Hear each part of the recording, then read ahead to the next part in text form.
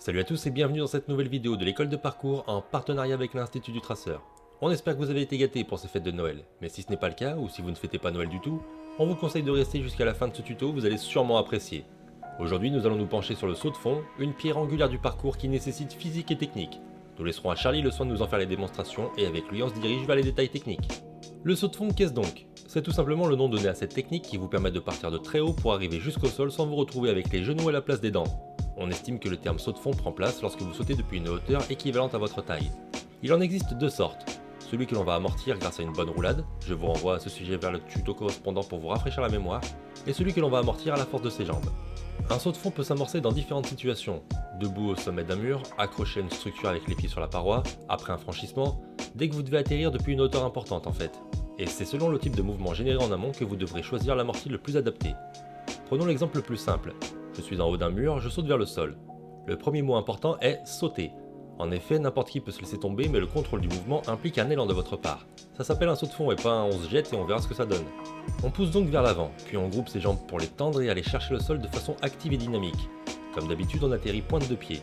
Le fait d'avoir sauté vers l'avant génère un petit déséquilibre qui vous permet d'activer votre roulade plus facilement et de diffuser la force de l'impact vers l'avant plutôt que de vous écraser au sol. Au terme de la roulade, on se relève et on part en sifflotant. Le fait d'enchaîner une roulade n'est valable que si vous sautez vers l'avant. Si ce n'est pas possible, lors d'un lâcher par exemple, vous vous retrouverez à tomber à pic de haut en bas. Rouler sera donc inutile car aucun élément ne vous permettra d'activer le mouvement. Vous devrez alors effectuer un no-roll, un saut de fond sans roulade, en amortissant tout l'impact à l'aide de vos muscles. Attention, cette technique nécessite un réel entraînement physique au préalable pour ne pas risquer de vous blesser. Vous avez saisi le mouvement, on passe aux éléments pour progresser. Plus que jamais, allez-y par étapes. On ne prend de la hauteur que par petits paliers pour ne pas brusquer son corps. Pensez déjà à maîtriser votre roulade avant de chercher à augmenter l'intensité de vos sauts. Trouvez des revêtements permissifs, le béton n'est pas forcément votre meilleur allié pour débuter. Un bac à sable pourra faire l'affaire, mais gare à ne pas vous retrouver dans un creux au risque de vous faire une cheville. L'idéal reste un terrain en gravier, assez rugueux tout en étant soft sur les articulations.